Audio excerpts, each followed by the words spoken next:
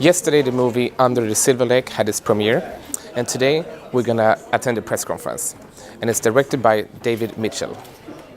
Under the Silver Lake is his third feature film, but the first one competing for the Palme d'Or.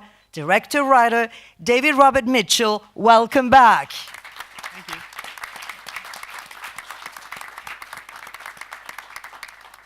Well, my first question will be to you, David Robert Mitchell. You said that It Follows came from a recurrent nightmare, you being stalked by a predator.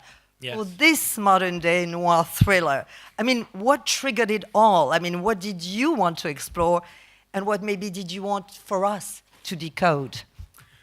Well, it started. My wife and I were talking. We were sort of looking up at the houses in the hills in Los Angeles, and we were sort of wondering, like, what really happens up there?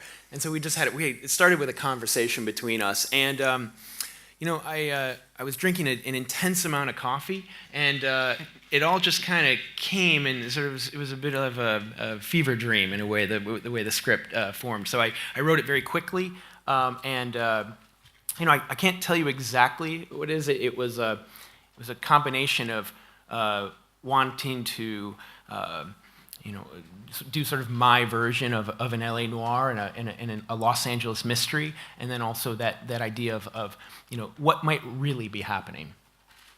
All right, questions to the floor. Who will start? Question over there. Hi, good morning. Maria Guerra, Cadena Ser Spain Radio.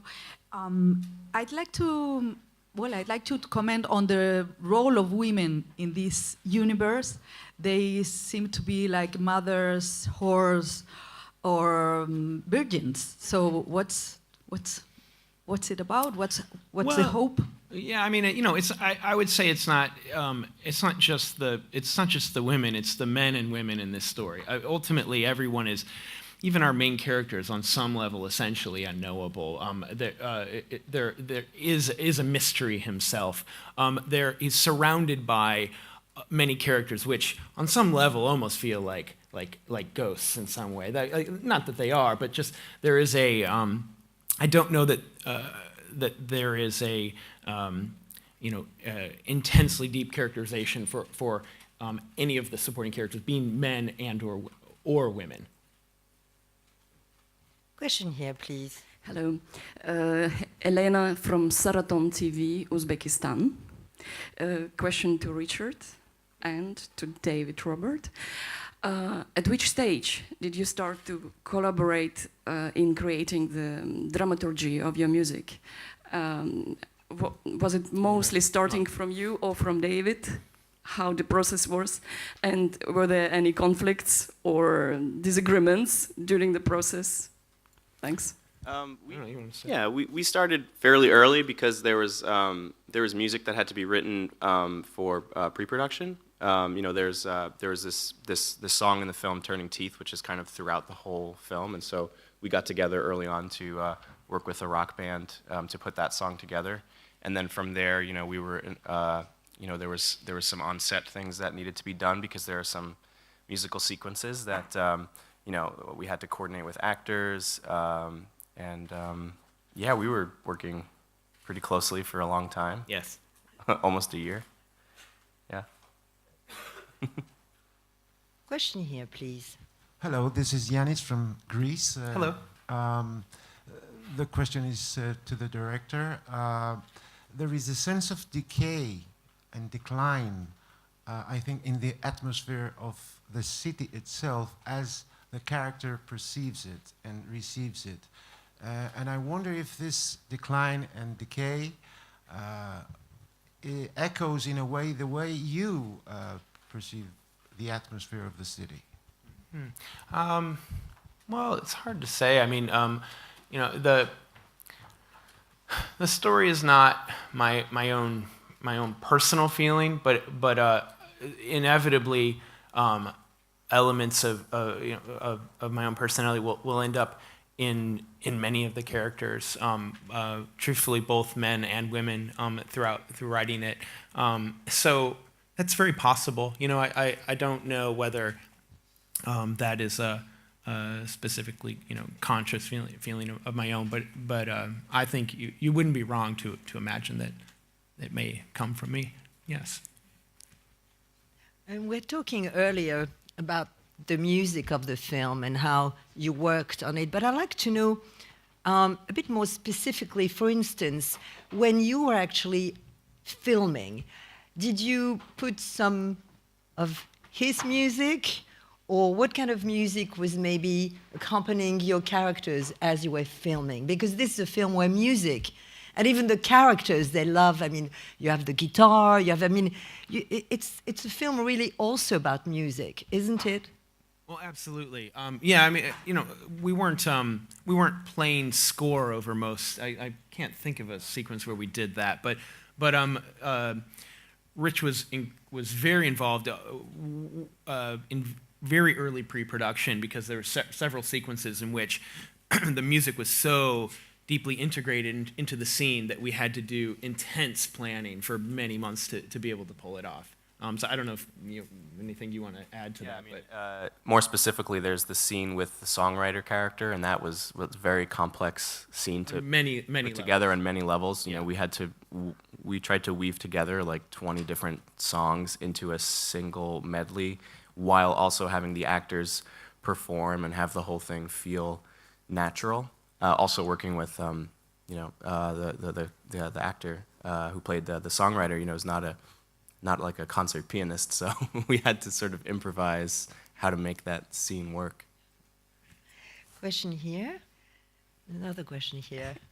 David, can you tell me, please, well, it's a pity there are no actors today here with us, but it's so interesting to know, how did you tune all this ensemble of actors? How did you work? What are your secrets in really, exploring the acting nature of each individual? Yeah, I don't know. I mean, it's again a difficult one to answer. It's really an intuitive thing. It's just about trying to connect to everyone individually, and try and obviously Andrew is in every scene in this, and it's his film. He carries the film. So he and I spend a lot of time talking about the character and what we were ultimately trying to accomplish with the movie. So he and I had a lot of had many conversations, and then it was similar with the supporting cast and also with Riley. I don't really know how to answer that question. The truth is that it's you're essentially asking how do you direct, and I don't know that that's really answerable.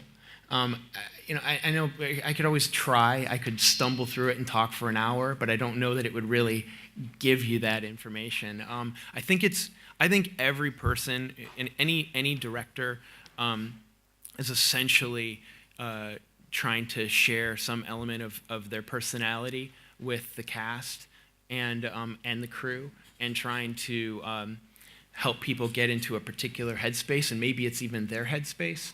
And I think that just it's a very individual thing. So I'm essentially just being myself and trying to share that. And I think that's probably what I imagine what any director does, but a different director might tell you something completely opposite, and because they are different. So that's the best way I can answer it. Without talking really about, you're right, directing so personal, and each has their own answer to that.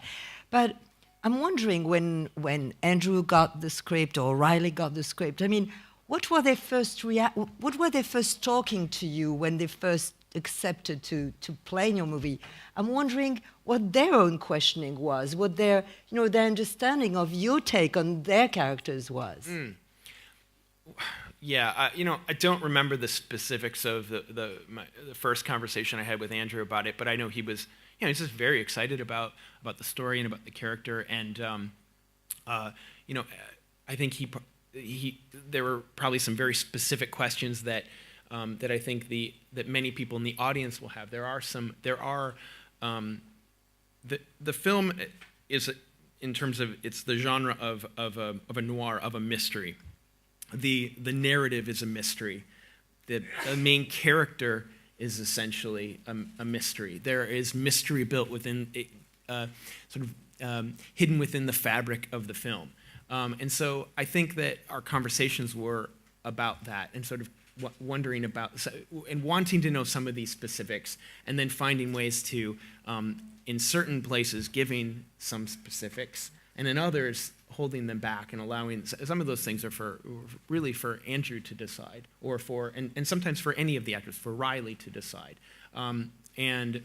Again, if I say anything, to say more, I think that's probably all I can reveal about it. Yes. Well, talking about the next level, this is your first film in competition. I was there last night for the world premiere, and it felt extremely wonderful, actually, to see you walking in that room, young director, third time in Cannes, first time in competition. How did you live that moment? Well, I mean, it felt great. Yeah. Yes. That was the last question. Oh, wonderful. Okay. Thank you so much. Thank you. Thank you so much.